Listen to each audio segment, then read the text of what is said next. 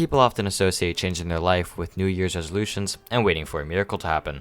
But the reason they wait is because it gives them a reason to change. The problem is that if you really wanted to change your life, you would have put it into effect by now, which is why 80% of resolutions fail. Most people think change is like magic and just happens overnight.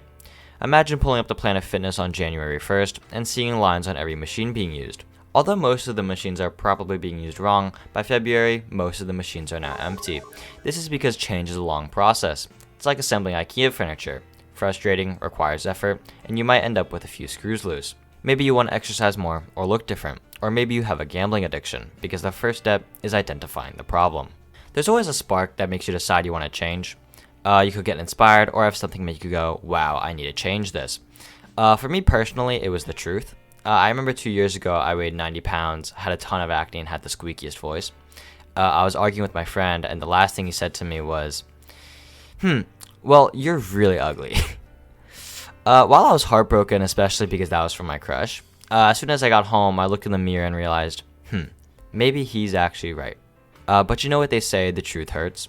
So I ditched the glasses, started going to the gym, and changed the way I acted. I essentially went from an incel to a Giga Chad in 2 years, and trust me, it's not the genetics. After you find what you want to change, you need to set yourself a task and a goal. A task is something you do every day, while your goal is what you want to do by the end of your journey.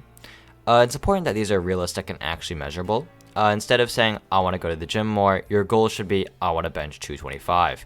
Because that's the magic number where you transition from, hey, do you even lift? To, damn, what's your protein intake?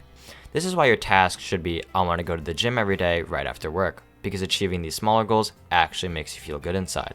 Just remember, losing weight isn't the only change. Maybe you want to change the way you act, read some nonfiction, and actually apply it to your life. Even small things like telling yourself to walk slower to look more mature is something you can do. Or maybe you want to change the way you appear. Put on some cologne and search up how to tie a tie, because nothing says sophisticated like a man wearing a half Windsor. The next part is actually doing what you say you're going to do, because although you might think losing weight is 50% diet and 50% exercise, it's actually 1% sleep and 99% of doing what you say you're going to do, because you're not going to continue if you don't have a routine. It's almost like brushing your teeth, except for this time, it's for your biceps and not your breath. For example, if you want to lose weight, instead of waking up with an order of IHOP and chocolate milk, you can drink some orange juice, eat yogurt, some eggs, and some fruit. This change of almost 800 calories slowly adds up, and after a week, you would have eaten a 5,600 calorie deficit, the amount of calories I eat in a day.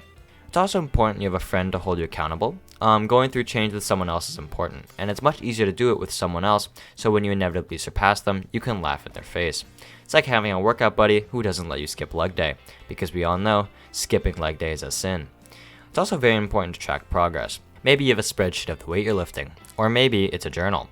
It's like a diary, except you're actually writing positive messages in there. This is where you can look back at the progress pics and hopefully think, wow, look how far I've come.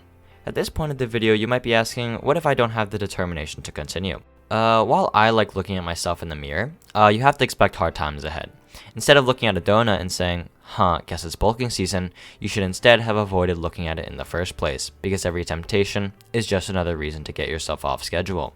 However, not everything always goes according to plan, and sometimes you bite the bullet, or in this case, the donut. But it's not the end of the world, because it's just a part of the game. Instead of saying you're hopeless and going back to the midnight snacks, you should just keep going. Everyone has those days when things just don't go according to plan. Maybe you ate the entire pizza instead of just one slice, missed leg day, or maybe you put cooking oil on your face instead of skincare oil. Don't feel bad, just write it down and keep going. Sometimes a setback just means you have to change your approach. Maybe your original plan was too ambitious and you just need to change your routine. Just adjust and keep playing. There's always a way to win. While it's hard to maintain, after you've committed to your change for a while, it eventually becomes a habit. At this stage, you can finally do it without being told and enjoy doing it.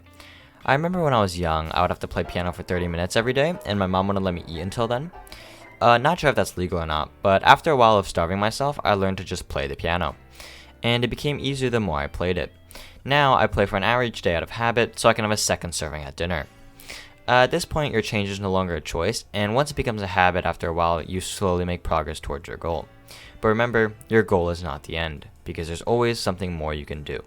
Maybe you're satisfied, but at this point, you're already committed to the change. Now, look for something else you can change.